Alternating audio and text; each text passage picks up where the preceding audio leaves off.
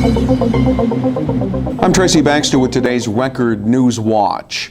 Town of Lloyd Supervisor Paul Hansut said he will put up $1,000 of his own money as a reward to help find those responsible for acts of vandalism that occurred last night in the Highland Cemetery.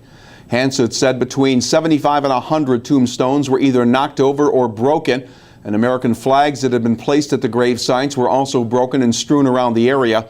The supervisor pegged the damage at least $30,000. Hansut said for him, the cemetery desecration is personal, since one of the damaged stones marked the grave of his father-in-law, former longtime Ulster County legislator Daniel Alfonso.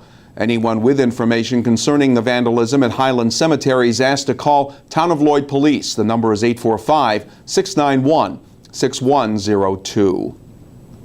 In Sullivan County, another day of testimony today in the Paul Novak murder trial from confessed accomplice Scott Sherwood, who was offering details of the alleged murder of Novak's estranged wife, Catherine, whose body was discovered in what was left of the couple's Town of Tustin home.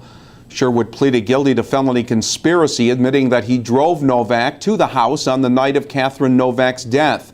Sherwood has testified to problems in the Novak marriage. Paul Novak is on trial for first-degree murder for allegedly planning the killing, then burning down the house in order to cover up the crime and collect insurance money.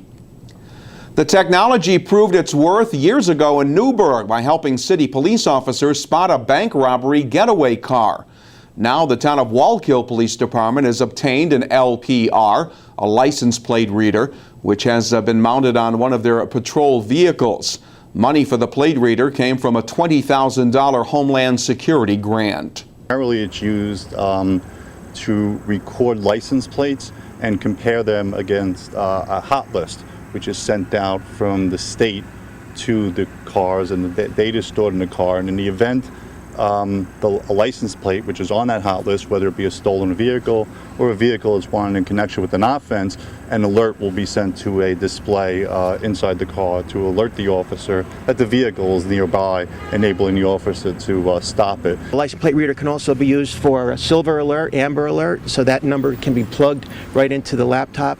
And like I said earlier, it's an extra set of eyes for the officers that are out on patrol. The plate reader also allows for the storing of license plate information that will go into a law enforcement database that can be accessed to help other police departments with their ongoing investigations.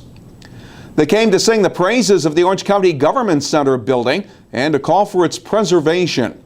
More than 125 people attended a forum Tuesday night hosted by a coalition of groups that want to see the Government Center renovated and not demolished.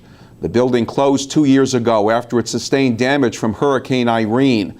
Legislators voted back in February to renovate it, but County Executive Ed Diana has since commissioned design work that would include tearing down part of the complex.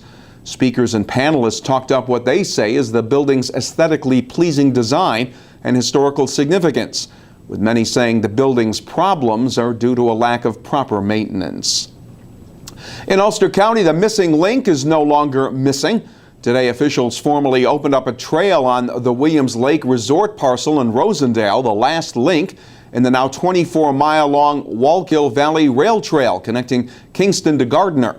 The Williams Lake project recently finalized its donation of the 1.5-mile-long section of the railroad bed trail, coming shortly after the reopening of the Rosendale Railroad Trestle. The Wallkill Valley Trail has proven to be a popular place for hikers and bikers. In Pike County, 2 men were sentenced today for their role in a series of area burglaries. 43-year-old John Modera of Milford was sentenced to up to 13 years in prison for burglarizing several Pike County homes. 38-year-old Sean Slattery of Matamoros was sentenced to up to 4 years for receiving stolen property. Slattery sold some of the jewelry stolen by Modera to an area jewelry store. Both men must also pay fines and make restitution. He's no stranger to law enforcement. Tyrone Watson has 20 prior arrests and 14 felony convictions. And today, the 44-year-old Kingston resident was sentenced to 18 years in prison for selling cocaine to an undercover police officer on 5 separate occasions.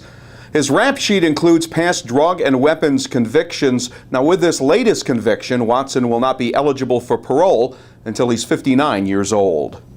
Monticello police say he was trespassing, and then things got even worse for Maceo Jones. Officers spotted the 43-year-old village resident walking away from the scene of a dispute at the Evergreen Drive housing complex.